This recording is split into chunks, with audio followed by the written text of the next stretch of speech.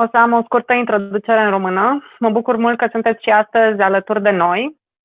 Vom avea ocazia să discutăm despre metode eficiente de predare online cu domnul profesor Jace Hargis din Statele Unite.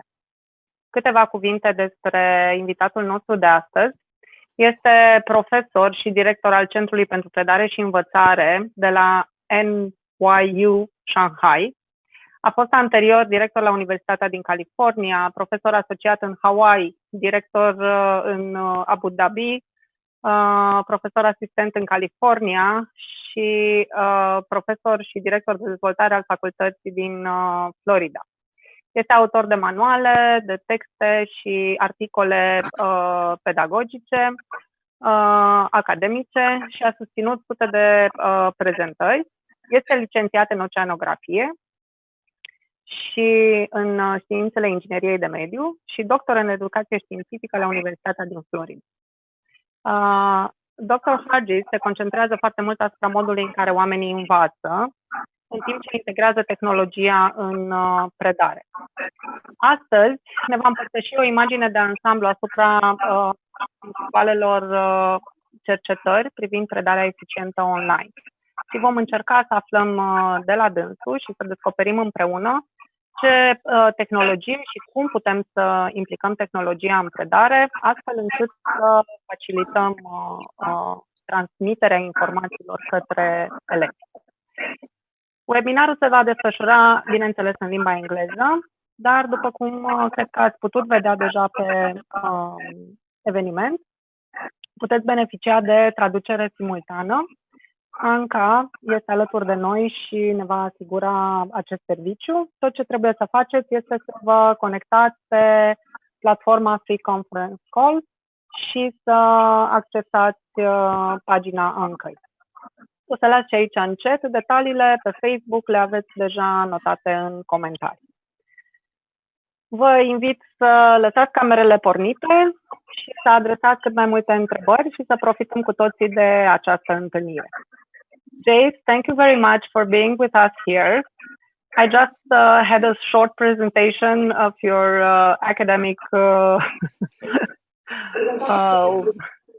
experience, and I invited everybody to have the camera on and ask all the questions and take advantage of this meeting. Thank you very much for being here. The floor is yours. Great. Thank you all very much, and thank you for the warm welcome. I will say I'm going to try to mute everybody just in case we forgot, because sometimes the background noise. But feel free to definitely write questions in the chat or let us know if you have any questions throughout this next 90 minutes. I do appreciate any kind of opportunity to chat and to share my research and the things that's going on in the academy around my parts of the world with folks. And so thank you for the invitation. I will go ahead and share my Google slides, and we'll start a little bit of a presentation. I will say that in 90 minutes, I'm used to a lot more kind of 3-4 hour type sessions. And so I'm going to try to make this as interactive as possible, but at the same time, make sure that I share some of the information that I think that you're looking for. So I'll have some really low-level interactions that we'll be able to do so that we can kind of get a sense on where you're coming from. I do apologize that I'm speaking in English. I wish that I could speak in multiple languages as you do, but hopefully there'll be a way that you can access this information in a way that is helpful to you. So let me go ahead and share my slides, and we'll kind of get started on this. Great.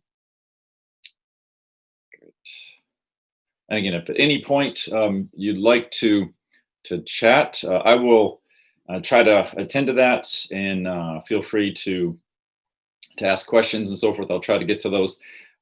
Do keep in mind that if there's anything in particular that you like, research, citations, links, we'll be posting a lot of those inside of the chat. And so you can certainly access those, copy those, anything that I have, I'm happy to share with you. And even afterwards, if you have specific questions, I'll share with you my email, and you can send an email to me, and I can respond to you afterwards. So I am going to share this concept, this idea of effective online teaching. And as you might imagine, today, that's a very different idea, a different approach. People are more concerned about this than they might have been even 6 months ago. I know that we all kind of went through some chaos, and I'll share with you a little bit about what we did in Shanghai and what I'm currently doing in the U.S. And hopefully some of that will resonate and connect with where you're at, and really ideally where we're all going to go. I don't think we know for sure where we're going to be in the next 1 to 2 months, and definitely when our courses open up this autumn, August, September. But I'm hoping that this kind of information just gives us a little bit of insights as to how we might be best prepared to provide assistance and support to our students. So the first thing I would like to share a little bit about myself, very brief. You heard all my academic background, and most importantly, I would like to share that I'm going to have a co-facilitator that I have found whenever I do these webinars, which I've done many now, is that it's really difficult to do this alone. I'll try to speak, I'll try to share, and my colleague, Dr. Soto, will make sure that she's answering to your questions, posting links, and just generally making sure that this whole thing runs well. I'm assuming that a lot of people have done Zooms before, and maybe with their students. I want to make sure that it's almost a production for you to make sure that we actually are able to get through all the information that we would like to, and that you feel like your time was well spent. I think, as you heard my academic background, I've been fortunate to work pretty much around the world. And I do want to, if there's one thing that you take from any of this, is that although my academic training is in chemistry, and I've worked as a chemist and as a project manager, my real passion is teaching. And not just teaching myself, but really helping colleagues with their pedagogy or their andragogy. Depends on, kind of your perspective on that. I've been doing this for about 20 years, and I really enjoy working with teachers around the world at whatever level, and just trying to help them connect to the research, apply the research, and do everything they can to support our students. I do want to give the time over just really briefly for a minute or two to my colleague and co-host, Dr. Melissa Soto, so that she can share a little bit about her background. Good afternoon, everyone. Thank you all so much for being here. We're very excited to work with you for the next hour and a half. My name is Dr. Melissa Soto, and I'm an associate professor at San Diego State University in California. And I'm thrilled to be able to be a small part of this. I will be posting links in the chat, so just watch out for my name, because I'll be the one posting things there. And I normally work with teachers who want to work with primary age students, and I teach mathematics, and I am very excited to be here. I started teaching online last year, and I've been doing a lot of support for our faculty at our university as we begin transitioning to online teaching in the coming fall. So we have about 900 faculty members at our university that are going to be teaching online, and so this summer we are busy training them. So I have lots of patience and appreciation for everything that you're doing. So thank you. Thank you very much. I think we're really fortunate to have Melissa join us, because she is actually kind of in the middle of all this and working with a lot of professors at trying to help them with the pedagogy and the technology. And that's really the springboard that I'd like to talk about today's session. I like to start with this graphic, because sometimes we think things are kind of straightforward and linear. I don't know about you, but if they were this simple and straightforward, I probably wouldn't be as interested in them. Teaching in general is a complex art and science, and I think that we really need to capitalize on those. The reality is that when you teach at all, anything, anytime, anywhere, there's a lot of valleys and hills and roadblocks and hurdles. And I'm here to start off with that this is reality. This is what's going to happen. All that we can do is to really think about how we might identify these, anticipate, build in methods so that we can mitigate and be more prepared for when these things happen, and they will happen. And if anyone didn't think they would happen, they can reflect a few months ago when something major happened.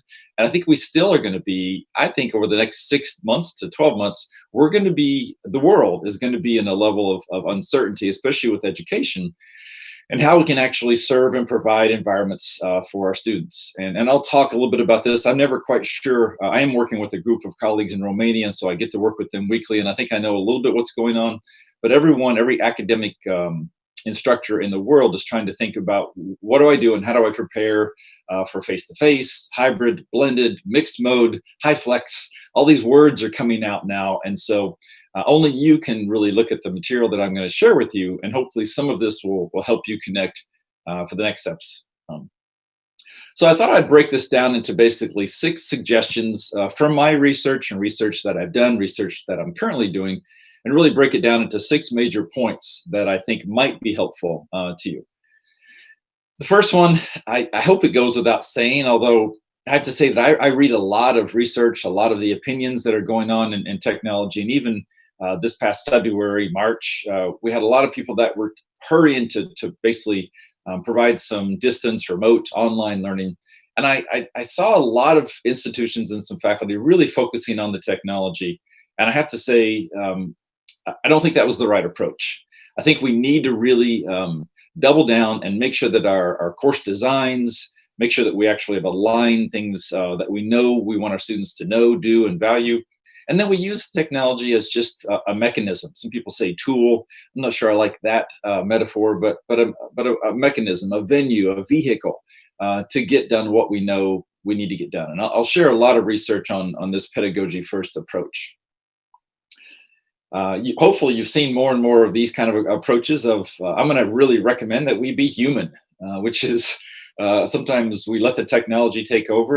And I do some research on AI and all of these Internet of Things, but I think that we need to make sure that we remember our students are humans, we are humans, teaching is a human endeavor, and we need to really go out of our way to make sure that even if we are online, we've got some very clear guides that we're helping us and helping students connect as humans. You can imagine they will greatly appreciate this.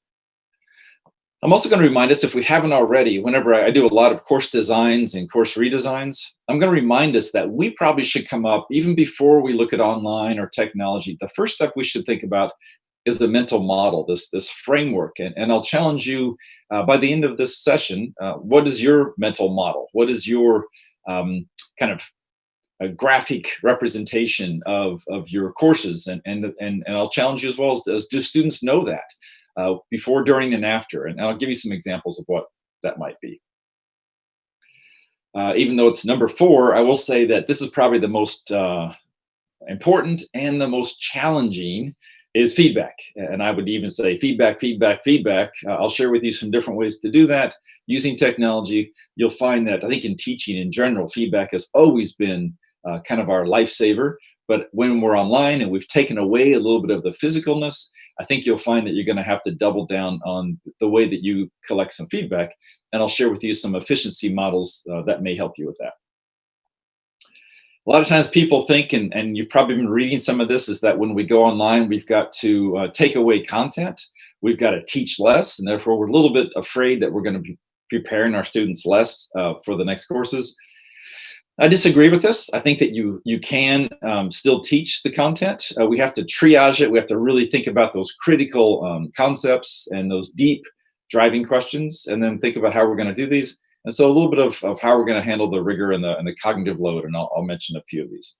And the bottom line, my last thing that I'll share with you, and I'll hope for you, and I'll try to encourage us all, is to enjoy ourselves. You know, I think sometimes, I know these are crazy, stressful times, but the bottom line is the students are looking to us and they will mirror us. And if we are worried, stressed, uncertain, unhappy, that's exactly how they will be. And so we all know what happens when that situation occurs.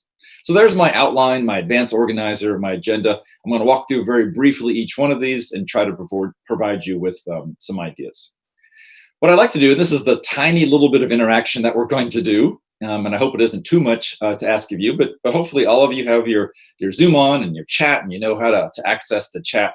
I'd like for you to click on that, go down to the text box, and just right now, let's start to think about what we would like to do when we think about pedagogy. Write one word, type one word, that you hope students describe you as an online instructor.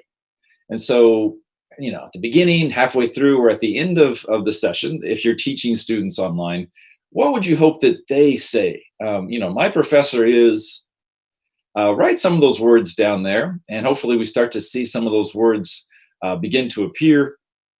And I will be interested to know, once you look at each other's words, what some of those words look like. See if you resonate with other words. Feel free to share multiple words. Feel free to change your words if you see someone else's that you like. I will be really interested to see. I'll take a glance at that right now just to see. I can share some of them. Oh, great, so great. Some of them are the first one that popped up was unpredictable, which is great. Organized, fun, interactive, well organized, motivational, amazing, best, curiosity. I think, Jace, that's one of your favorite ones. Inspirational, challenging, optimistic, best, original, smiling. I love that one. I love that idea of smiling and being able to interact. Cool or fun, caring, inspirational, insistent, smiling, well prepared. Wow. More human than before, creative, caring, inspirational. Great. These are lovely words. Yeah. So thank you so much for engaging. Sometimes as instructors, when we ask our participants to do things, we're never quite sure if they're going to do it or not. So thank you for sharing those with us. It's important to me because I can't really see everybody, so I know that you're with me, you're following along. But I do want you to kind of think about those words. And obviously, if you want those words to happen, we have to do something. We have to do something that clearly leads the students down to those conclusions. And that's what course design and really looking at effective teaching online is going to be all about. Before we get into the online component, I do want to remind us, I can't imagine that you know this already, but there's a lot of things in common between face-to-face and online. I mean, teaching, effective, solid teaching is really kind of ubiquitous. And I'll even say online versus teaching abroad, experiential learning, service learning. I mean, this isn't the only mode that we've really encountered in our teaching. I will say that the instructors that I've worked with over the past 6 months, the one thing I found in common is that if they kind of had a really good course design and they really had their pedagogy developed well, they didn't have as much of a hard time when they went online. Now, the ones that didn't quite have the teaching down and were a bit confused and weren't following research-based practices, they struggled a lot when they had to go online.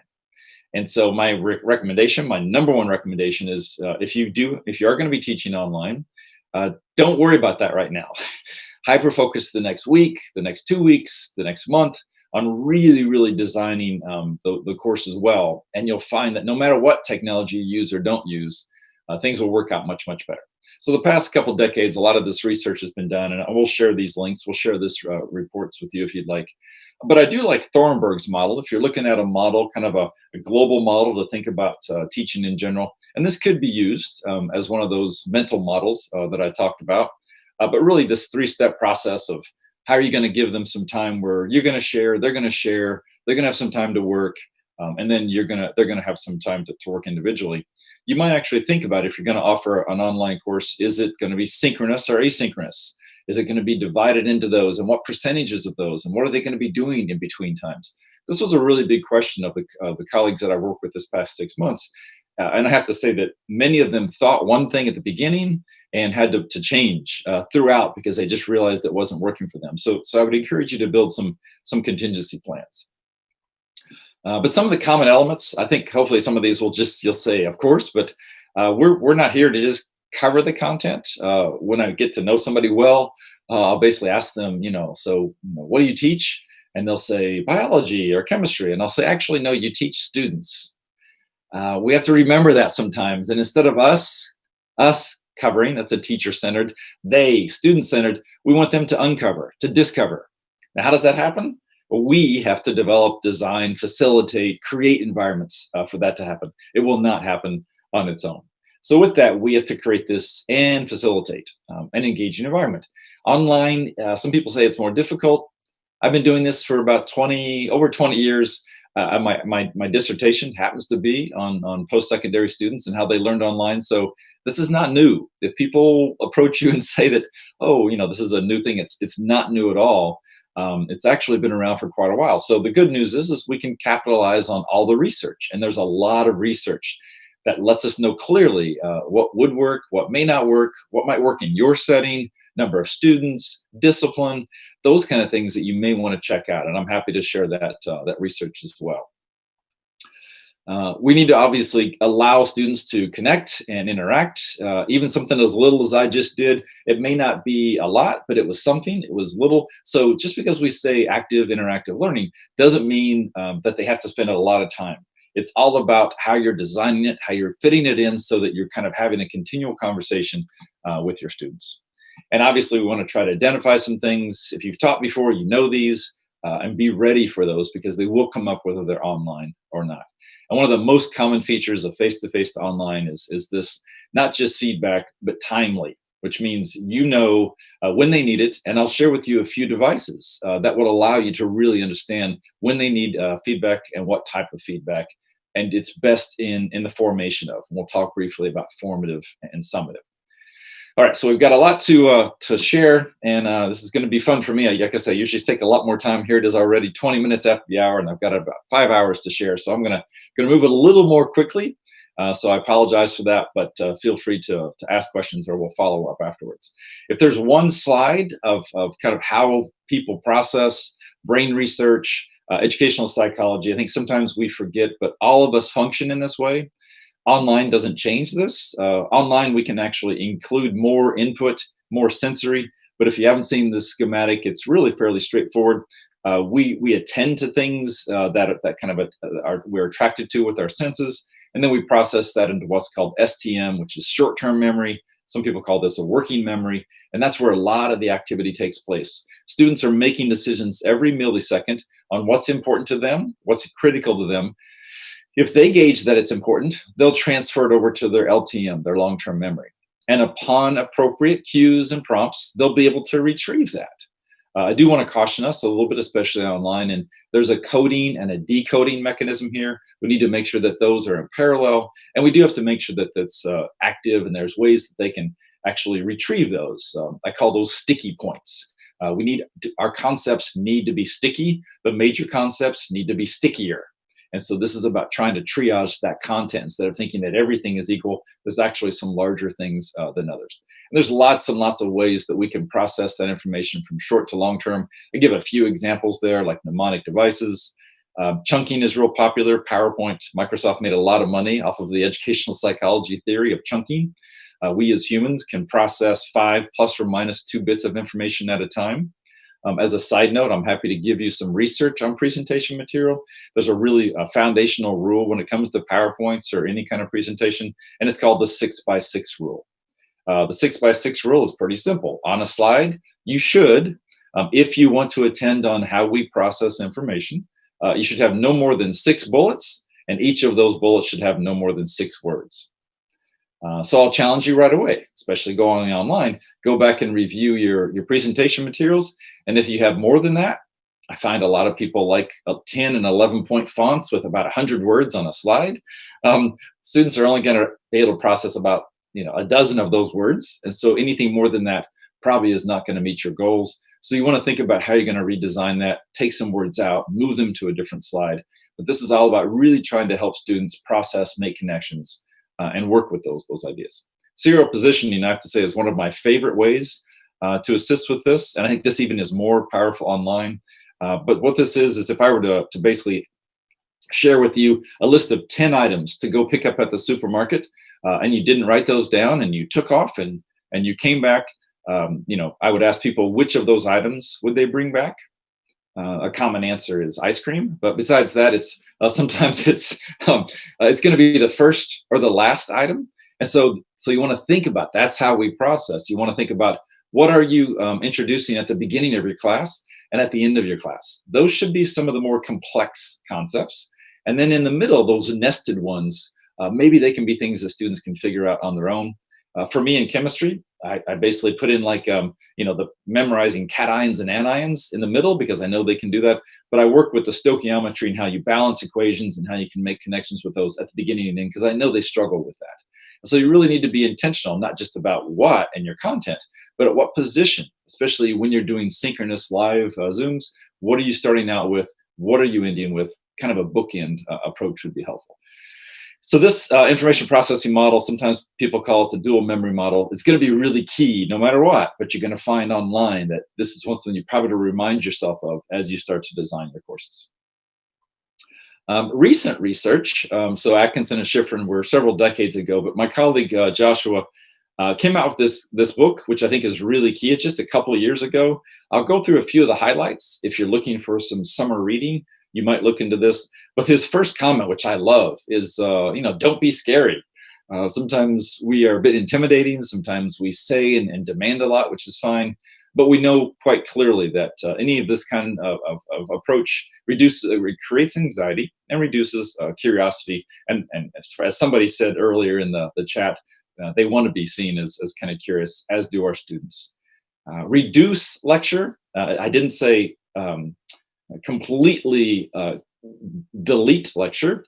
You want to reduce this because our brains see this as an inauthentic activity and it kind of ignores it. I know we talk a lot, and I feel bad right now. I'm talking a lot. And I think that if this were a longer session, I'd be having us do more things. So anything that you can have students do, that's the kind of stickiness they're gonna keep. We mentioned earlier about caring and being present. Definitely to be present. I've got a lot of ideas about how that can happen. But being present literally means checking in, have some sort of a routine, announcements, whatever that might be. It can be overwhelming, but there are some actual strategies that you might be able to think about that can help your time. And the bottom line is, I know we all have to give grades at the end, but really try to emphasize feedback and minimize the grades. And again, there are techniques, some efficiency techniques. I use a lot in aggregate. I share a lot of things and narratives on how students are doing, guiding them through the ways. And so I spend a lot of time up front, and it tends to help a lot of how they approach things at the end. So that's background. And now I'm going to start number one of these 6 items. And again, I'll go through these fairly quickly. I don't know about this audience, like where you are with this. Some of you maybe have been teaching for a long time, a little time. I tend to work with instructors all across. If you are early career, great.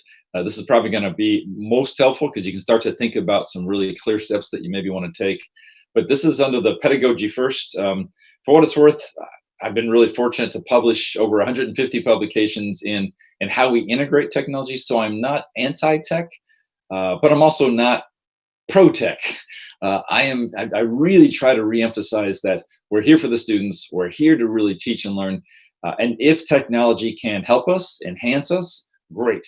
But if you ever feel like technology is blocking or minimizing or becoming really difficult for students to use and maybe confusing them, I would encourage you to not use it or to really find easy, simple ways to use technology. So the first thing, obviously, and hopefully you're all kind of aware of this, is you have to hyper-focus in on your learning outcomes. Typically, that's divided into 3 categories: what we want students to be able to know, do, and value, dispositional ethics. Secondly, then, per the kind of backward designs, is think about what kind of assessment, realizing that those 3 words mean something: assessment, measurement, and evaluation. You might think about a lot of assessment, gathering the behaviors and having a clear measurement ahead of time, which typically is used with some analytical rubrics. And then we get down to thinking about some active teaching methods. And these can be active online. They can really get students engaged. But all 3 of these, the key, and the course that I provide, a short course, has a spreadsheet that helps faculty align these, which is usually kind of the challenging part. Is that trying to offer these methods in a way that can enhance and help you collect evidence and have students and ultimately be aware of what students are able to do 1 week, 2 week, and then at the end. I do have a term there about 280 list. About now, probably Dr. Soto is posting a link on your chat. I have been part of an initiative to create a list of active learning methods. This is a link that you can use. This started out as the top 100, and over the past decade, it's grown to now almost 300. And these are really focused, it's just a list of some active learning strategies that you might look at. Some might work better for you online, some may work better for you in different disciplines. But I'm hoping that out of 280, you might find a couple of those that would be helpful to you as you prepare your online courses. I really like this next, and if you're thinking about designing or redesigning something, I really like this schematic, and I'm trying to use a lot of different graphics to kind of drive some points home. But you might be thinking about right now, like, what's like the dream? What's your dream of an online course or some sort of an experience that you'd like students to have. And so this is it, right? So we think about, I worked for an engineering firm for about 10 years. And so we would engineer some things, and then we would value engineer them, which simply means, you take away stuff because you ran out of money. But this is what we dream of, all these fancy things, antennas and customer support this and artwork. And that's fine. That's fine to today think about that. However, typically when it comes a day before the session, this might be what we settle for. We probably did a lot of this when we had to migrate our courses last spring. And we're like, what do I need now? I need students to be able to do this, this, and this. But I would actually throw out the most important part is this is what students need. And so we may want to think about this. Sometimes they just need that bicycle, that ramp. And so I'll challenge you that even if you could do a bunch of fancy technology, continue to ask yourself, what will help my students know, do, and value these concepts every step of the way? And if it's something really simple, use the really simple one. Don't use the advanced, cool, shiny object technology just because you can, or because maybe you've got some technology people that want you to use it. I'm finding a lot of pressure from our technology departments that are really pushing some things. But also there's a bit of a trend going on, I know, in the US that teachers are being voted Outstanding Teacher of the Year for how they use technology. And I just wish that people would give them those awards for how they use technology. Great. But using technology and teaching are two different things. I'd really encourage you to focus in on the pedagogy portion and not on the technology portion. Number two, and this is one of my favorite ones, is being human. I think that sometimes people say, well, what else would I be? But I do think that technology can dehumanize our interactions, our relationships. I think also you may be aware students they'll easily acclimate to not being human. I think we need to convince them. And people say, but students are on, WeChat and WhatsApp and Facebook, and they're already not necessarily. And even more than that, sometimes they don't view you and school and classes as the same thing. So you'll have to be really clear about what your cultural climate is and what you're trying to do. Being present means you're not sending out an email every day, but you're trying to find ways of using what's out there. And it could be your course management system. It could be your Google Docs, whatever you have available to you. But be kind of habit forming and let them know that you're there, that you're available to them, and that you're not just part of the machine. I do say be very clear, and this is a really interesting approach. Sometimes people think that they're clear, but I think we all have friends and partners that maybe we don't communicate as well as we think we do. I'll encourage you to over communicate. I'll encourage you to have some check and balances and see what students are actually understanding you for what your expectations are. There's an interesting research that came out about 5 years ago that basically indicates that any faculty instructor who builds and teaches an online course, when they teach a course afterwards face-to-face, those are actually better. So just going through the process of realizing my students won't be able to see me every week, you end up writing things, including things, adding different resources that just helps teaching in general. Being inclusive, I'm going to share with you a list of some inclusive teaching strategies. Most of them are pretty foundational pedagogical strategies. A lot of times people see those and they think, oh, I didn't think about that. And they can include some of those. Being flexible doesn't mean reducing rigor. I want to repeat that. A lot of times people will think that, oh, well, I can just give all A's or I can be easy. Being flexible means we have to do more heavy lifting at creating and designing environments and experiences so that our students can actually represent their conceptual understandings as opposed to just a very linear representation of what we believe. I have to remind a lot of my colleagues that our students are not us. They will not probably get PhDs. They will not be university professors. So how do you teach somebody who is completely different than you? We have to keep that in mind, maybe have more conversations and more feedback. And the bottom line is everybody needs to be as active as possible. And that list of 280 might help you out with this.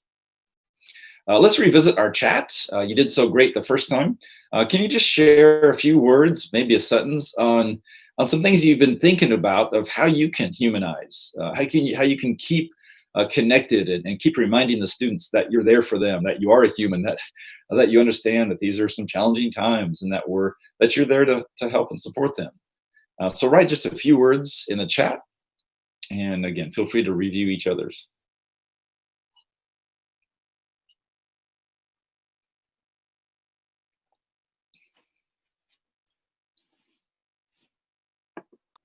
So we've got some folks saying having discussions before the class for a few minutes. So meeting with students right beforehand, having a joke of the day, making some jokes. I saw some people laughing about your ice cream joke, Jace. So it was fun. Telling them stories of their life. So really being personable, telling them that they care about them, having 5 to 10 minutes of informal exercise about emotions, funny Zoom pictures, storytelling, outfit of the day. Hey, I kind of like that one. That's fun. Asking about their feelings, song of the day, sharing them my mistakes with them, and laughing a lot. I speak in our class about their flower pots, discuss about how to care for them and how to water for them.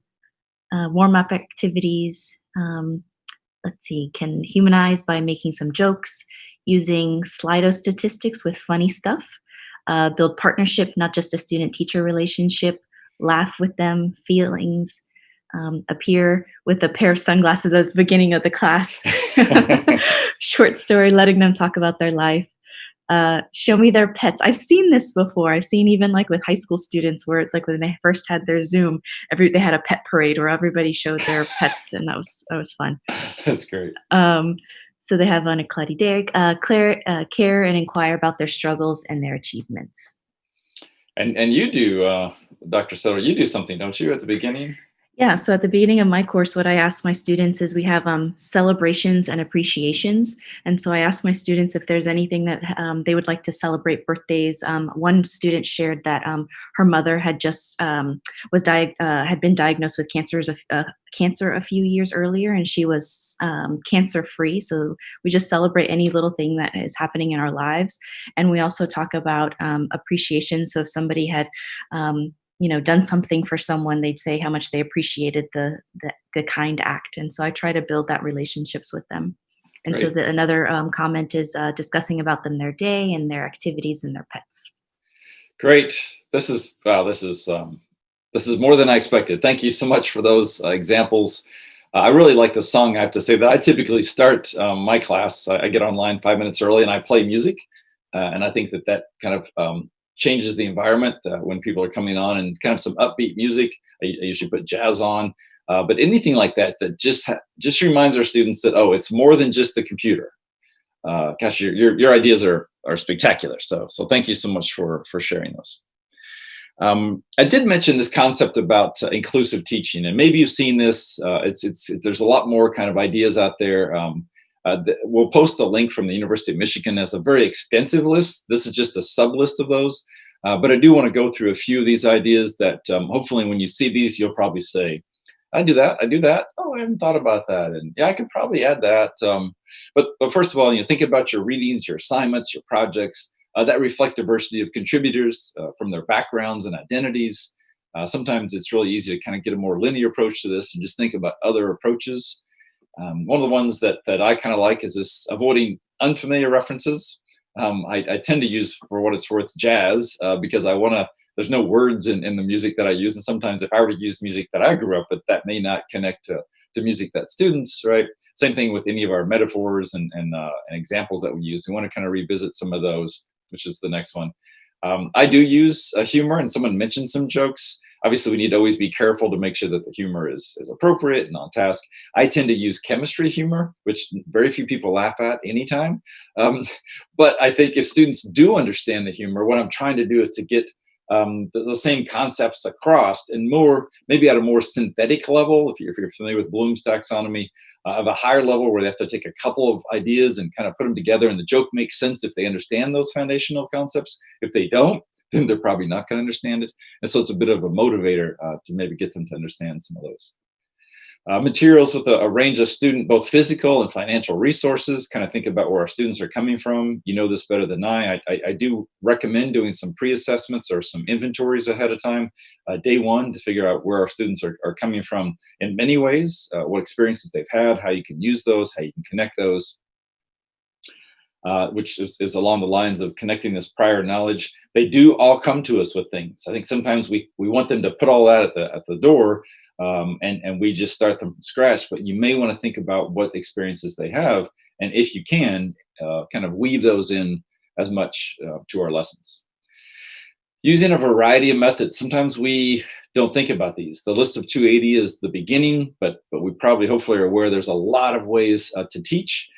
Sometimes I have to remind folks. I work a lot with science and engineering faculty, and a lot of times they always default to, well, there's really just, I start with the easy stuff and I teach harder stuff and then harder stuff, and I just kind of work. And I think that is one method. It's a deductive method, but there is an inductive method where you do the opposite. You start with the really challenging stuff, and then through the semester you unpack it. One of my favorite examples, really quick, is that when I teach environmental chemistry, day one, minute one, I basically, as soon as the class starts, I walk all my students outside because there's more environmental chemistry outside than there is in the classroom.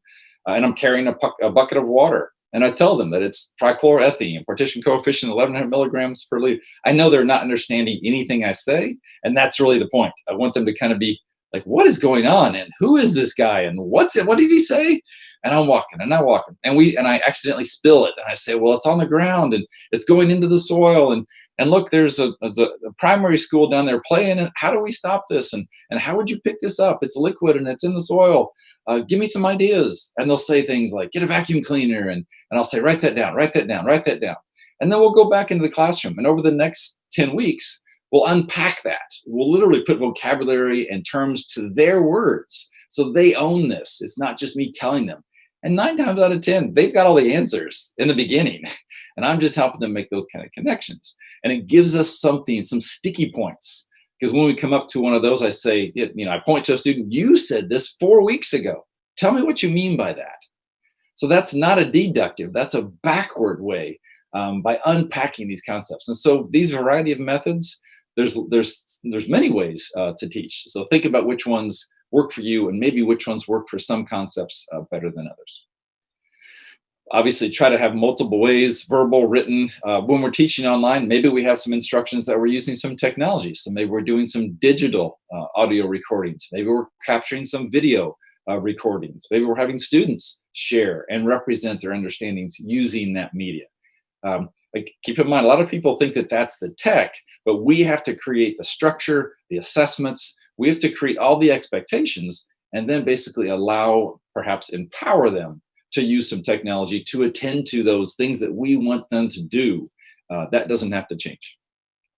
And then obviously think about some of these concrete observations and making sure they're at certain points before we work into some of the more analyticals.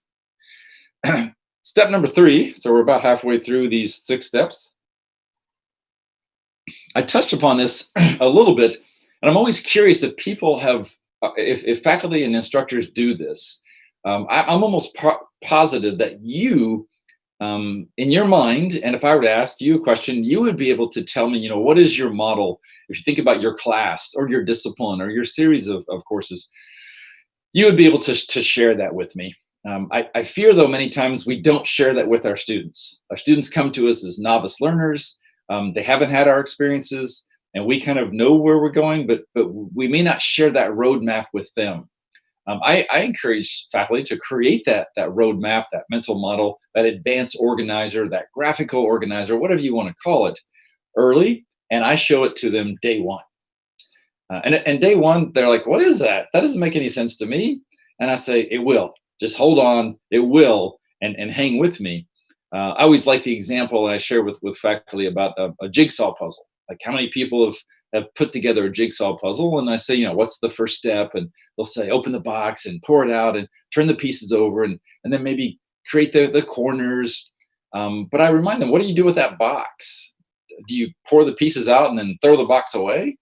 Chances are you keep that box, and every time you pick up a piece of puzzle, you look at that box and you look at it and you look at it and you look at it. But most of the time we hide that, and our students are picking up a concept and going, where does this fit? Where does this go? And so I'm constantly saying, here's the picture. And then by the end, even halfway through, they're starting to see kind of a pixelated picture of what this might look like, which is a motivator for them to kind of find the other pieces of the puzzle. The example I give here on the slide is the Buddha story. You may have heard of this. I understand that there's several variations in every culture, but basically, 7 blind people went to kind of check out an elephant, and each one of them came to their own conclusion based on the limited data set. If I felt just the trunk but didn't feel everything else, I would conclude that that's a snake. I think our students do this a lot. They get a little bit, come to a conclusion, and they're positive that the inference they made is correct. And it is if that's the only data. So we need to find ways that they can actually explore others, compare and contrast, and get to know the entire picture. They're willing to do it, but I think this type of a mental model really helps them out. So I'd encourage you now in the next couple of weeks, what is that model for you, and how would you share that with your students? Feedback. I'm going to take a little bit of time on feedback because I don't know about you, but I'm even like right now, I'm struggling because as you imagine, I'm a little excited. I tend to get excited when I teach. I tend to run around. I'm rarely at the front. I'm usually around where students and faculty are, because I need feedback. I need the energy. I need to know what's going on. I need to see nodding heads. I need to hear questions, even coughs and grumbles and sneezes and hiccups. Those help me understand what I can do. So we're not going to have those online. How do we find ways to get that kind of feedback? There are lots of ways. There's really simple ways. You can ask them questions. We already know what happens there, right? There are going to be some people that answer questions. We can have them raise their hands on video. We can have them raise their hands by clicking the little button on the Zoom. We can have them chat. There's all those kind of ways. But I'm going to encourage us to think a little bit more about some of the technology and focusing on what we call this just-in-time formative versus summative assessments. And the way that I do this a lot is by using what's called a student response systems.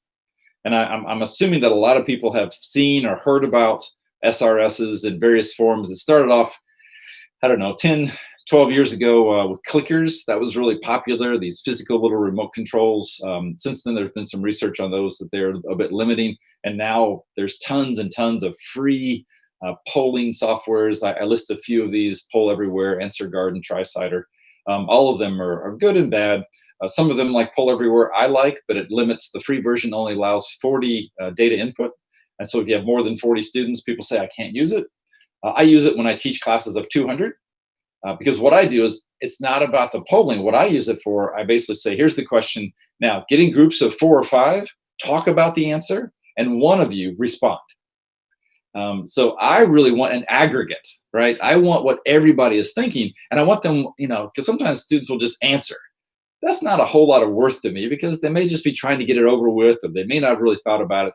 So I use these in a pedagogical way to really get what's in their mind, allow them to talk to each other, and then I can look at those responses and go, okay, that's where you are right now, and I'll go from there. So don't think about some of these systems as limiting. Think about what it is you want to do with them pedagogically, and then use those systems in their way. But if you do want, Answer Garden is a similar one that allows for, I think, 300 data points. TriCider is one that allows for some discussion boards and voting up and down. So each one of these are free, or they have free freemium layers. And then, of course, they're companies, they have to make money. And so then you can actually pay monthly or something like that. But for what it's worth, I've never paid anything for any of these. I find ways to use these in my own kind of ways. And I try to introduce a few things like Jamboard. If you haven't heard of Google Jamboard, it's part of the free Google suite. Jamboard is a way of doing student response systems, but it allows students to actually share words and graphics and videos and make connections and talk. So it's like a big whiteboard that they can put sticky notes on and whatever, and have conversations. And so it isn't the question of the feedback, it's what kind of feedback do you need? Do you need it to be multiple choice? Do you need it to be a word? Do you need it to be a narrative? Do you like it to be maybe a graphic? Or for me, I want to see some molecule structures, and I want them to compare some of those. And so think about that. And then there's plenty of free software out there. And we'll do one that I kind of did this on purpose, is that I just found this new one yesterday, the Mentime. And we're going to do one of those in just a minute, and we'll see how that works. I do also want to say that the Google Suite, I know in China they don't have access to Google. We do on our campus, and our students have VPNs for this, so I don't know where people are at. But I think that I like free stuff, and I think educators like to use some of those. Google has a lot of things that we can use beyond Google Docs and Google Sheets and Google Slides. But I'd encourage you to think about using those. I use shared Google Docs really extensively as a student response system, but also as students sharing amongst themselves and sharing with me. I create a big sandbox and everything is out there. And it really is probably the best way that I think I can talk and communicate and humanize our work in a group. Even as something as simple though that closed captions, if some of your students, the first language is not the native language, they have closed captions that you can put on there very easily. And I've actually worked with a lot of faculty now who are creating some of their papers with voice to text, because in Google Docs, you can just speak and your voice will take it and it does do it. We tested it out, I think, with Spanish and Romanian. It does take voice to text pretty good from the colleagues that I've worked with. So Google Suite is another one to get some of that feedback. And one of the last things, I got one more. One of the big things that I think sometimes we overlook when we hear video. People think about YouTube or they think about teachers creating videos. I do a bit of that, and there's things like screencast, which is basically capturing. You've probably seen screencast if you've seen Khan Academy or some of these. It's capturing everything on your screen with a voiceover. And then the video scribe is one of these where the hand writes and it captures that. And stop motion is a 3-dimensional where you move an object. All of these have become either free or at least free trials or very easy to use. And I do create some of these as my feedback, but I also allow students to create video representations of a concept, which you might imagine they become more motivated. They work on harder and longer, and it does actually allow them some creativity to express what they know about a topic.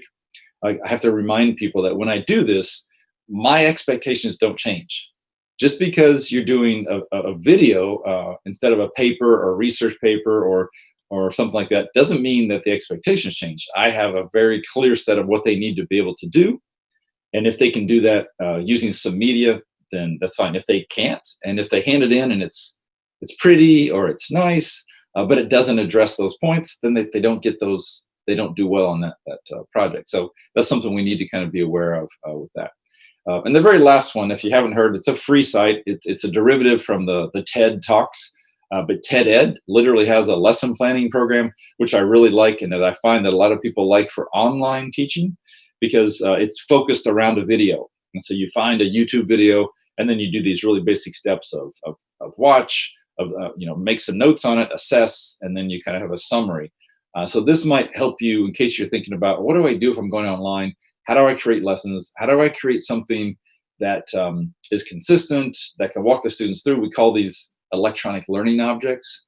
And if you don't have an institutional course management system, or you don't have some resources that allow you to actually do this and create that, this is a really nice place where you might create your lessons and then just link to those. You could add the link to a Zoom, you could add the link to a Google Doc that you share with your students. So there's a lot of ways that you can bring that into those. So feedback is going to be, I hear more times than anything that feedback is really, really critical on the success of online, because the communication is going to be clear. So I'm going to take a risk here. I haven't done it, especially with the number of people that we have online. But what I'd like for everyone to do, you've been such great, engaging folks. We're going to do a little bit different. Instead of on the Google chat, I'd like for you to think about a word that comes to mind when you hear online teaching. And a couple different things you could do. You could literally go out to this website, which is probably posted in your chat box. It's called menti.com. And then it'll ask you for a code, and you can enter that code number, 691579. Or if you've got if you're online, if you've got your mobile phone, you can literally hold it up. I checked this and it works. Hold it up to this QR code and it'll bring up a link that you can click, and it'll take you to this site. And again, I'm sharing this because I'm giving you some thoughts about how you might engage your students. Maybe you have them go to a site, maybe you give them a link, maybe you do a QR code. I'm also giving you time to do this. Now I'm going to go out and I'm going to open up that site, and we can look and see what all the words that people are sharing. So I'm going to stop sharing this presentation, and I'm going to go and share. And hopefully, oh, great, words are popping up. That's always a good sign. I will go ahead and share those words so that everybody can see in case, because I forgot what it is that you see. Great.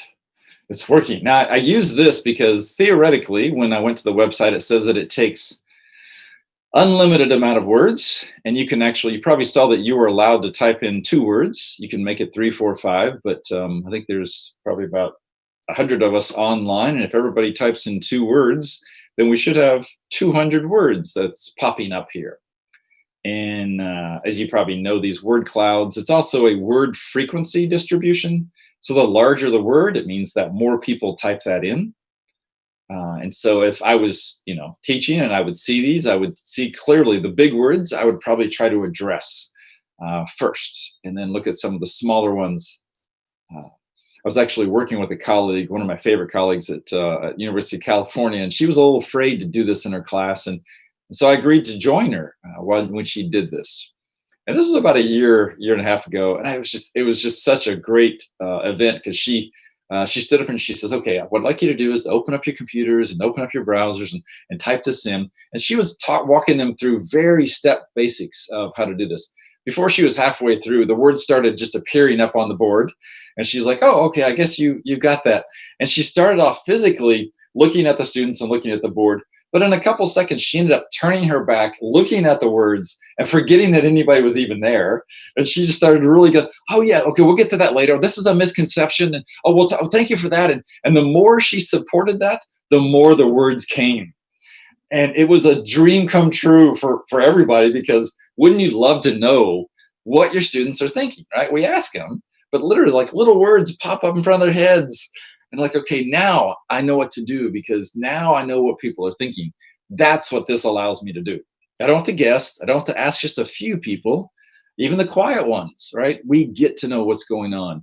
I love it. I'm reading this as well, and I see happy and exciting and fun. Wow, I have to tell you, these are unfamiliar words to me when I've done this in other settings.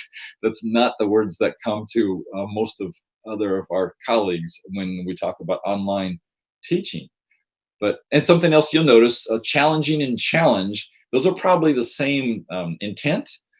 So you have to kind of think about some of these words, maybe that would be larger. Oh, I love the emoticons, right? And so this is a way that we're going to allow students to represent what they're really thinking, as opposed to just this narrow terms.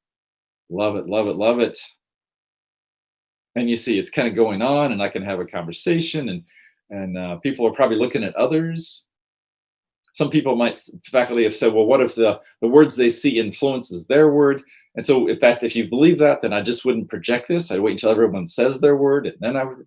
So again, we're back down to design and pedagogy, not about the device. But I actually like this because it does, there's a colleague of mine, Ruben Puntedera, that came up with what's called the SAMR model for technology, which stands for substitution, augmentation, modification, and redefinition. And I really think this redefines for me how I'm able to get student input. And with this input, now I can kind of go into this thinking, okay, I know a little bit more about what you're thinking. If I were going to be working with you over time, I'd change directions at this point, because I typically have to spend a lot of time to really convince instructors that online learning is not horrible, terrible, bad. And it looks like most of you are ready. And you may not come to this with some negative. Great. All right. Excellent. Wow. That's exciting. I appreciate that. All right. Let me go back to our Google slide. And we'll move right on. Well, that worked better than, again, we never quite know how some of these things will work, but and again, I'm hoping you're looking at this as like, what did he do and what did he use? And he went out of this and went into this. Would that be disruptive for my students? How long is that going to take me? It will take a little bit of time. So you've always got to measure, is it worth it? The amount of time that you take. I do want to talk about the next step of feedback. So that's kind of a student response system, formative feedback. I do want to mention that in face-to-face classes, but also on online, I would recommend, and there's a lot of research that supports thinking about alternatives to traditional kind of standard test exams online. And I list a few of those things, and maybe you are doing some of those. And if you are, you're probably using some rubrics. I don't know if you're familiar with a rubric, a free software program called Rubastar. The link will be posted in your chat if it hasn't been already. But if you're interested in developing rubrics, if you have or you haven't, you might check this out. It's a really nice, easy way to create a rubric from nothing. But I also will kind of, I want to touch upon a little bit about tests and exams. And I'm not here, just like with lectures, I'm not here to say lectures are bad or tests are bad. All of it's bad and all of it's good. None of it matters unless it's really well designed and intentional. So if you have, or if you plan on giving online tests, fine. But I would strongly encourage you to at least do your due diligence, which is collect the data on the instrument. So an exam is a data collection instrument. And we do in social sciences, we perform what's called an item analysis. And I'm happy to share the statistical approaches for this so that you feel you're certain that your exam is both reliable and valid. And when we do item analysis, we calculate discrimination indices and difficulty level on each item. It's not about the students, it's about the item. So this is on us. Does our instrument, does our test accurately measure what they can know, do, or believe? And that's really one of our major jobs, is to make sure that we're measuring the right things. Sometimes we think we are, but often we aren't. Confounding variables come into play. We end up measuring literacy instead of math because we have word problems that sometimes students can't understand the words. And so we really aren't measuring what we think we're measuring. So if you're going to do exams, think about that. In addition to, we did some exams at NYU Shanghai this past, and we, everything was, we did our best and so forth, but everyone was kind of scrambling. But we did use some proctoring exam type software, and there were some problems. And so we just need to be anticipate those. If you remember the second slide that I gave, as far as all the hurdles and the valleys and the mountains, you need to think about that, try those out, make sure that we've really got some of those down. And we do know that a lot of our students get anxious about taking exams. Online exams raise that anxiety another level. And so we might think about how we might moderate that. I will mention a few of the projects and the artifacts. If you do or have done projects, project-based learning has been around quite a while. I do hear some of my colleagues indicate that it doesn't work. And I strongly believe, because I do a lot of project-based, it really comes down to how you're designing it and developing it and shepherding it. I happen to use a lot of projects that I used to use when I was working for engineering firms, so that the more authentic, the more they're going to work out. But I want to be really clear. It takes more time. It takes more energy. Project-based learning is really, really difficult to do well. Other things like artifacts and practicals, you may be familiar with some of these, but online I find, especially when I do some synchronous, some asynchronous, it allows students to actually engage in a very different way. Performance-based, some people think that performance is for, I guess, just for the performing arts. I don't know about you, but I do a lot of performance-based assessment with my students because I want them to perform like a chemist. That could be in the lab, it could be in developing a report, it could be a conversation they have with a potential client, it could be how they're reporting it out, what kind of conversations they're having, because they have to take some pretty complex concepts and make sure that their clients understand some of the next steps they're going to do with those. So it's not theoretical chemistry, it's applied chemistry. And so they have to perform in a certain way. Presentations, I have to say that a lot of times we have our students present at the end of the semester. And I'm a little hesitant to say this because I think it happens quite a bit, but I have a lot of my colleagues that invite me in to see their end of the semester student presentations. And they're all fine, they're good. But the one thing that I see a lot of is I see a lot of students that use PowerPoint, a lot of text, a lot of small font, and they read the PowerPoints. And a lot of faculty will say, I wish they wouldn't do that. How can I get them? And if I know the faculty well enough, I'll say, can I take a look at your presentations? And they'll show them to me. And most of the time they are text only, lots of text, small fonts. And I'll say, I don't think students are trying to do that, but they really idolize you. You are the right answer. And when you do it this way, they're just modeling your behavior, thinking if you did it, well, then this must be what you want them to do. Who knows if that's what they want to do, but they're trying to basically do. And so you may try to think about modifying your approach, and then that might modify their approach. I do give one example of a pecha kucha. If you've heard of pecha kuchas, It's a program. If you can Google it, you'll find it's out there. A Petcha is what's called a 20 by 20, which means students present their work, 20 pictures, 20 seconds apiece. And so they start it up and it starts to loop. They have to rehearse it. They have to know the story. They have to basically talk to and about a graphic, a table, a picture. There are no words in it. I find it's great to keep timing. I don't have to worry about students going overboard or under because that 20 seconds goes. The other students in the audience are more engaged because who wouldn't want to look at that versus some text? And the students really have to rehearse it. They can't just get away with reading it because there's nothing to read, right? They have pictures that are coming up. At first, the students struggle, but then they find it allows them more creativity. It's funner for everybody. And online, it's a lot easier to do because you can kind of capture that in a way that can be useful in the future. So thinking about some of these things that you might, when you're thinking about your assessment, and if you are going to modify those, again, if you have things that work face-to-face and you want to translate those online, great. I'm just giving you some ideas to think about how students might be able to react to that. All right, we've done. I do want to kind of, 2 more left. Great. I want to leave a little bit of time for some questions. This question's come up a lot this past 6 months of, when we're all concerned about COVID and online and where our students and health, and sometimes we think that we've got to take away content, and I'm going to encourage you to maintain content and the rigor, but also balance that with what we call this cognitive load. Reminding us that our goal, no one's goal, is to get through it at all, because we want students to be able to do something with this, not just in the next class, but afterwards. I do something that may not be fair if I meet one of my students 5-10 years, which I did just last year. I meet them on campus or something.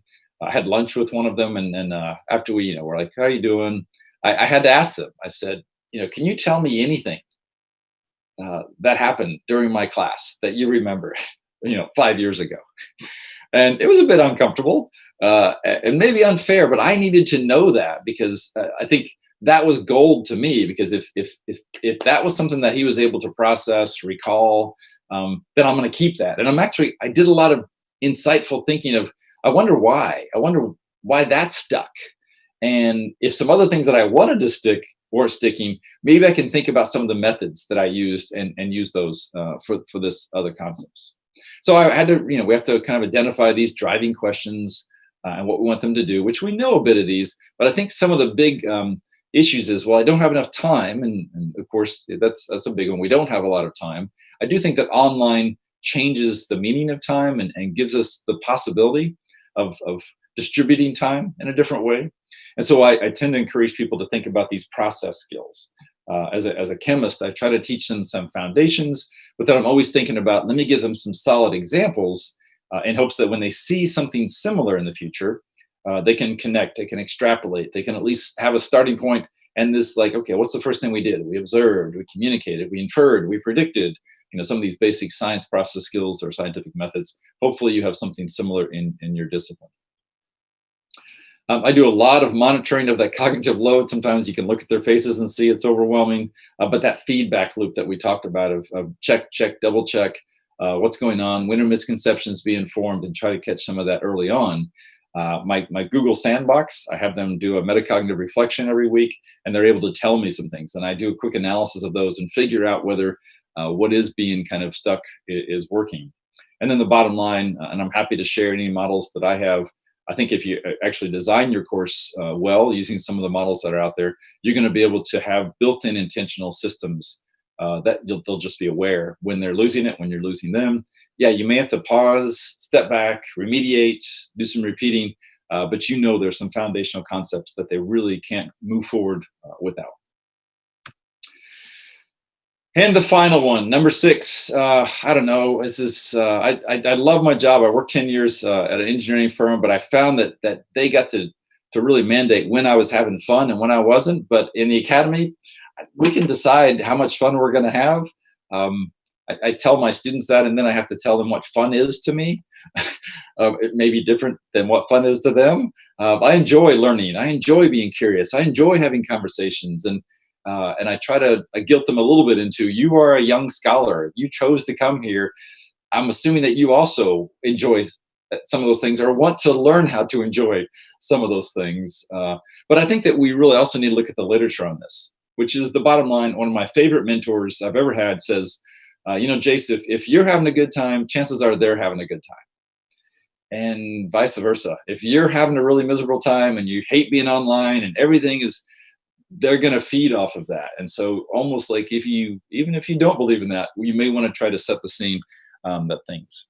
And enthusiasm has always been correlated to learner engagement. George Koo's work on the NESI program, you've probably read some of that, the National Student Survey of Engagement. Obviously, if students are engaged, they're enthused. And that is still, I think, the number one attribute that students like to see in their instructors is enthusiasm. That doesn't mean you have to jump up and down, but it does mean that you have to show that you truly care about the discipline and about students. When we are happy, anybody, any human, maybe any animal, we're more curious, we're more creative, we spend more time on task. These are all those attributes that we would like our students to do. I have to say that teaching chemists frequently to non-science majors, my number one learning outcome week one is a dispositional one. And my goal is to try to get them to stop saying, I hate chemistry.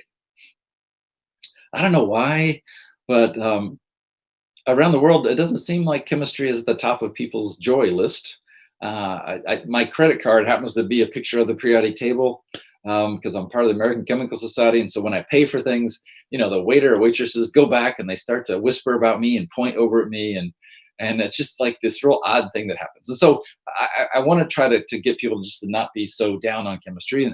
Because I believe that they'll be more curious, more creative, and they'll spend more time. I think we also need to be really aware, this is older research, but still I think that the mental health of our students is really important anytime. It's really important, more important maybe now. There's more things going on, more uncertainties, health challenges. Obviously that's connected to how well they achieve.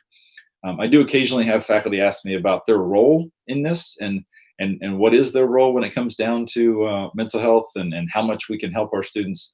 I personally am not a mental health counselor, so I make sure that I don't offer any advice, but I do think as instructors, we need to know our students, we need to be able to identify if they're struggling, and we need to share with them whatever resources are available from our institution and make sure that they know that they are available, that we're going to support them on that. The institution wants to support them on that.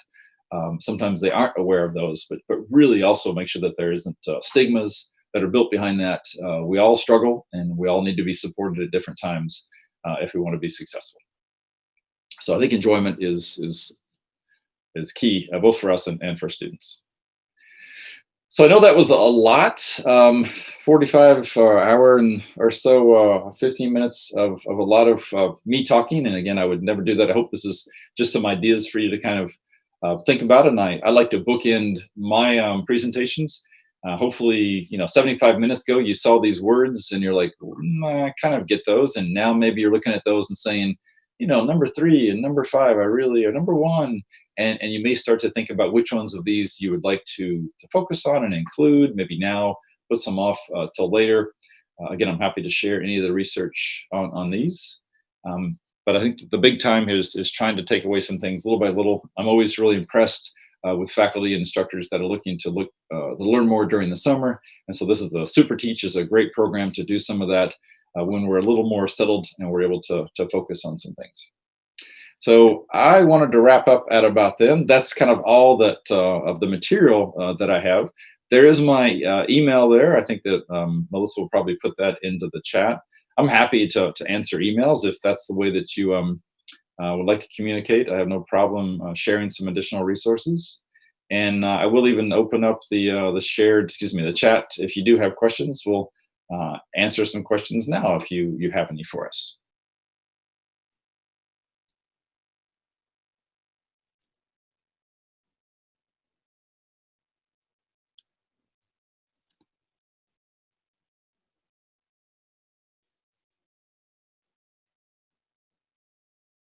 Oops, I think your mute's still on, Iona.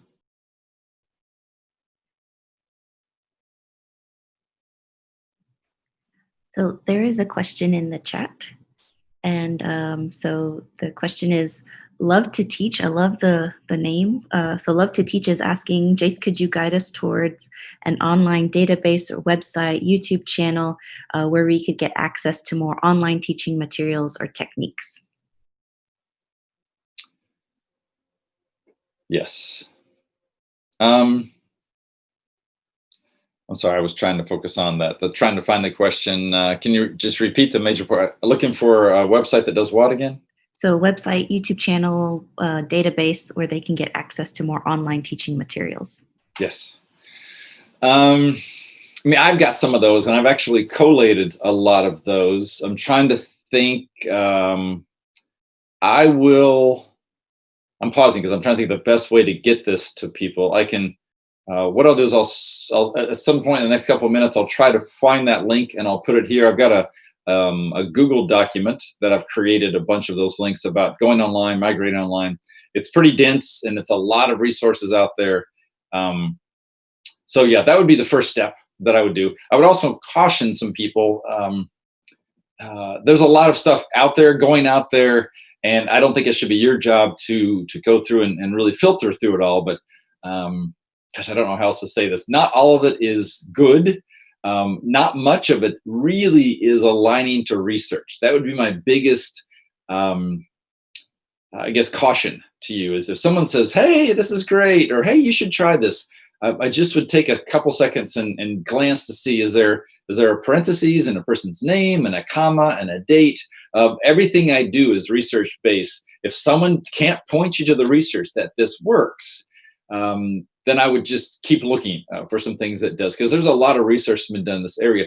I've just finished submitting like my 5th paper over the past 5 months because there's so much going on. And so you may start to look at white papers, academia.edu, or ResearchGate, because sometimes they'll put out preliminary, because we're in some new territories now. Looking at research from 10 years ago of people who went online is very different than people who have to hurry up and go online. And so I think that that's one of the biggest things to look at. If you're looking for some foundational educational technology, EduCause is a good place that's fairly standard information that's out there. But again, I would focus on the pedagogy first, and I'll share those links with you or with Iona so that she can share with the group in some way in case you've left or in case you're not going to have access to the chat. How's that? Great. Any other questions that I can? Yes, there is another question from Gabby. And Gabby is asking, after so much energy spent in class, how do you recharge your batteries? Wow. That is a great question. It's critical because it's really super insightful because I find I do give a lot and it's stressful and it's stressful to teach and it takes energy to teach, and then even online I'm thinking, or do you hear me? Is the technology working? And I think I get even a little more stressful about things. Am I getting some feedback? I would, and there's some things going out. Part of being human is to be human to yourself. I think you need to take care of yourself even more. I find that I try to eat better. I try to eat healthier. I try to make sure I get rest the past 6 months for multiple reasons. I do a lot of exercise, those kind of. So I think we need to have a strategy to really focus in on some of that maybe we just took for granted in the past. But also I think this right here, I've gotten a lot of energy and learned a lot from you folks.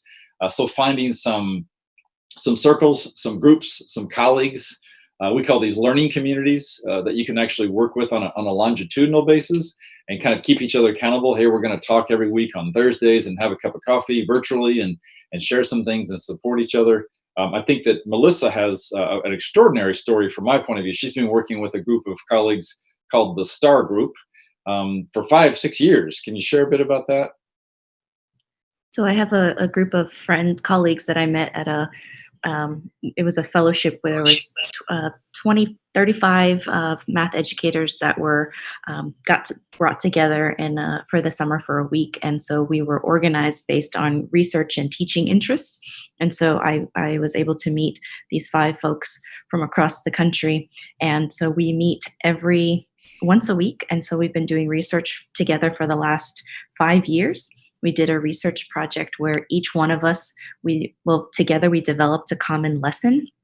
And then each one of us at our institutions, we taught this course, and every time we taught it, we made changes, and then the next person would teach it. And so it was a lesson study that we did, and so we've done a lot of research, lots of interesting. We've written together, we've presented together, and it's just a way for us to stay connected and know that we're not out by ourselves. Many of us are the only math educators at our universities. And so being able to connect with others throughout the country has been really helpful and beneficial. But it does take time and energy. I fully understand that. I do see a question here about how do I see teaching in the future online in the class? And I think that's also, I wish I did, some perfect answer. I might be able to provide a little more insights just because I've been just doing this for so long and I've been looking at some trends. And my answer would be similar to what I just kind of shared. Number one is I think that anyone who thinks that technology is going to lead, solve problems, be the answer, the magic bullet, I'm scared, I'm sad, I want to cry. That's not going to do it. It's just not going to do it. And unfortunately, I see a lot of large institutions spending a lot of money and time on technology and laptops and course management systems, and hundreds of thousands of dollars being spent on that. And I'm so scared that that's what people are going to focus on over the next 1 to 5 years. And for those history people, we've done this before. We've gone through this. Every country has bought massive laptops and built, desktops and built computer labs, and we've just done this over and over and over again. And I was kind of hopeful when this horrible thing happened that it would give us a chance to go back to the basics, to think about pedagogy, to think about people, to think about how we connect and use this kind of time and environment to do that. So I think that the future of successful teaching is going to be going back to the teachers that actually are teachers, that actually know how to teach, that want to know how to teach, that care deeply about our students, first, second, and third. But those folks, they can't be afraid of technology. We have to really look at the technology as what's the lowest level of technology we can use to get our job done. The lowest, the cheapest, the easiest access. What are things that students can and will access and use? I have a new rule of thumb that I'm really encouraging faculty to use at most 3 types of technology, and that's it. Don't go learn 50. Learn 3. Find 3 basic ones. Maybe Zoom is one, and in Zoom you've got breakout rooms and whiteboards, so use Zoom as much as you can. Maybe a Google Doc and use that a lot, and maybe a student response system. But pick 3 because students don't want to sign up and see a different technology every day. Use 3, use those well, integrate those well, and kind of create your classroom culture based on those 3. And I hope that those 3 are free, are extremely cheap, because there's plenty out there now that we can use without spending a bunch of money on the technology portion. So I think I answered some of that as well as I can. Here's another question. So which way do you think students like best, online or the usual teaching and learning?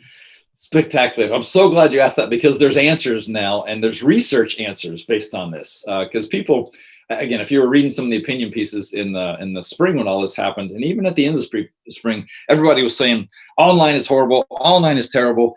We didn't learn anything, and I do think that was a big disservice to our teachers who did a lot of work. And I think that we did learn some things, and I think students did learn things. And you know what? I think parents stepped up and helped out a lot during these times when a lot of people had to learn from home. And so I think just to say that nothing good happens online is a real disservice to all of us that are working so hard to do this. But there is research, recent research that's out there now that says it isn't as simple as face-to-face is best. There was a 20-year study that was done a couple of years ago that indicated that face-to-face used to be kind of the preferred and the best, and then hybrid, blended, and then online. A couple of years ago, hybrid blended went to number 1. Hybrid blended is the most effective, the most preferred mode. Face-to-face is second, but online is now very quickly close to that. I actually don't think that's the exact question we should be asking, because what I'm finding is that a lot of our students have preferences.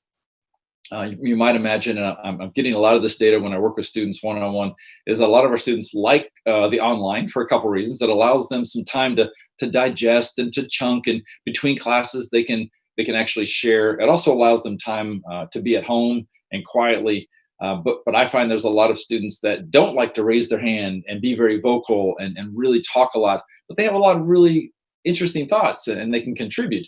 So by offering student response systems, anonymity, some time to type, there's some people like that can be more articulate when they type and some people that are more articulate when they speak. And so I think that this levels the playing field for a lot of our students to be more inclusive and to actually engage more than they have. And so I think that this isn't an easy answer. I like that people are asking the questions. And I think that it does deal with pedagogy is what can we offer all of our students as much to allow as many of them to contribute and to learn as much as they can. And I do realize I say this like it's easy. Please, I apologize if I'm sounding like any of this is easy. It's not. It's all very difficult to do and even more difficult to do well. All right, so we sort of answered this one a little bit, is how to deal with the Dunning-Kruger effect. Lots of information and we can feel overwhelmed as teachers to use all. Yeah. And I think we're back to the cognitive load for students. I mean, I know I constantly am overwhelmed with the things that go on out there. I would highly recommend, again, focus on the pedagogy. If you've got that down, then you've got a real foundation, and then just build upon that, focusing on just a couple things. I give a whole technology seminar to folks, and I share with them about 50 different technology tools, all low threshold, all cheap or free.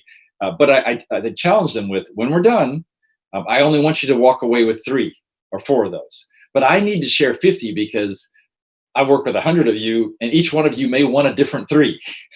And so I wish that everybody wanted the same 3. My job would be easy. So I literally would recommend spend as much time at discounting things to use. So get things and maybe even triage it of, I would never use this. I might use it. I'll look at it in a month or 2, but then hyper-focusing on learning 3 or 4 things really well that you feel comfortable with and you know will help your students, and ignore the rest. All right, we have another question. Do you think it would be useful to provide teachers with quality lessons, curating the best resources out there and aligned to national curricula? Absolutely. And actually, there's some grant-funded universities that have done that. You may be familiar with the California State University system, which is what Melissa is part of. They created what's called merlot.org, which doesn't have anything to do with the wine, but it stands for Multi-Educational Resources for about 25 years. I think it's merlot.org. Basically, it's a site that does allow people to submit, curate, use, evaluate all kinds of electronic learning objects, from simulations to lesson plans to assessments. They have 100,000 different artifacts out there. I'd highly recommend that you look at those. There are some countries that are aligning with state standards, accreditation standards. I hope more of that starts to be built. There is something called TeacherTube, if you haven't heard of that. It's another kind of similar to YouTube.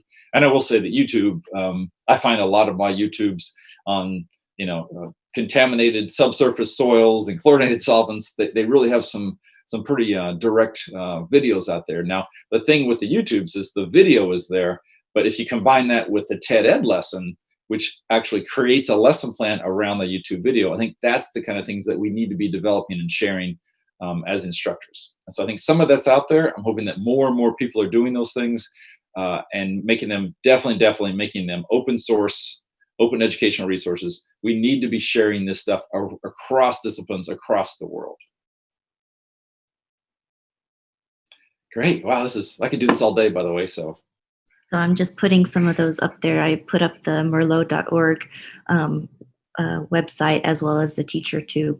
So that's no more questions so far. It's okay. People have been mentioning that that going online has required students to learn to be responsible and self-motivated, and that sometimes online is connected with entertainment, and so it's sort of this interesting shift to think about being online as like learning and teaching. So there's been some shifts on that as well.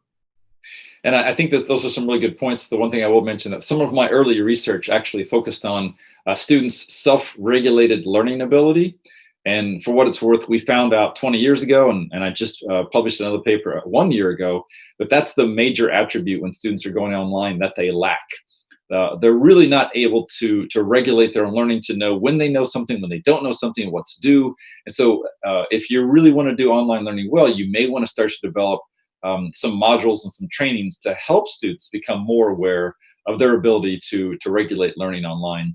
Again, I can share some resources if you're interested. Send me an email, because Zimmerman's got some great stuff. Pinterich has a 72-item questionnaire. There are some colleges that offer a lot of online courses that ask students to take this questionnaire, and it provides them kind of a coefficient that allows them to know their relative ability to self-regulate, and then they can decide whether they take an online course or not, or whether they're ready for an online course and really to be successful with that.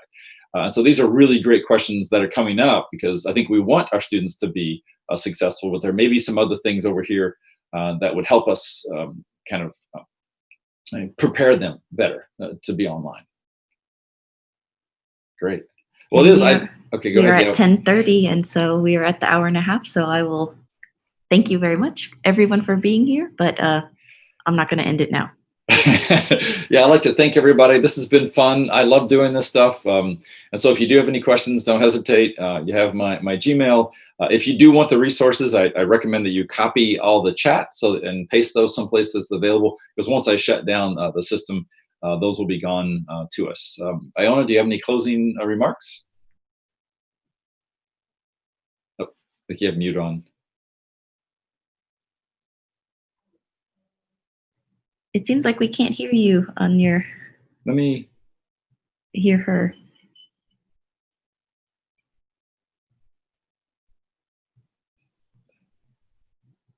Oh, it seems like we're the only ones that can't hear her. Okay, well, go right ahead and talk then. If everybody else can hear you, great.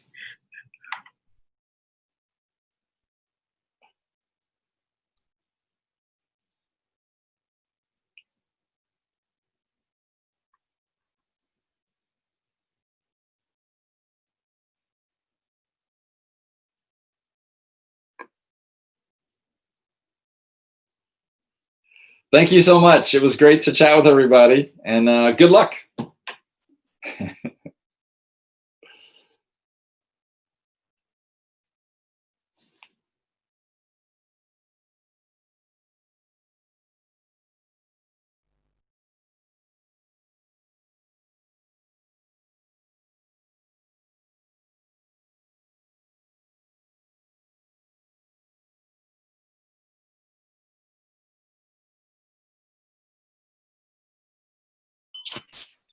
Mă auziți? Bună ziua, Vlad. Bună ziua, mulțumesc mult că ați preluat primele 5 minute. Pur și simplu nu m-am putut conecta dintr-un anumit motiv. Îmi pare bine că lucrurile au mers bine. Chiar cât am urmărit a fost super din punctul meu de vedere. Vă mulțumesc tuturor pentru participare. Și eu am copiat chat-ul până la seria asta de thank you. Dacă vreți, nu știu, pot să vă dau link.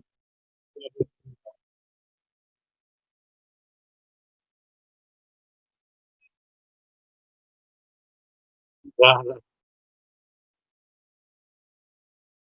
Nu, fără nicio problemă. Stați liniștită, nu e vorba de asta. Nu. Important e ca lumea să, nu știu, să aibă acces la chestiile astea, la ce am discutat, și sper să vă fie cât mai de folos, pentru că online-ul probabil nu va dispărea în toamnă, cel mai probabil.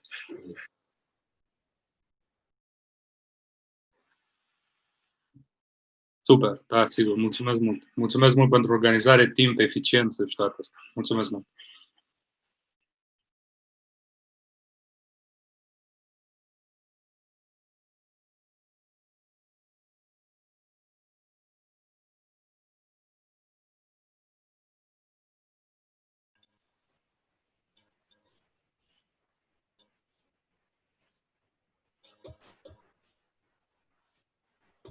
Mă gândesc că mai bine scrieți în chat dacă e.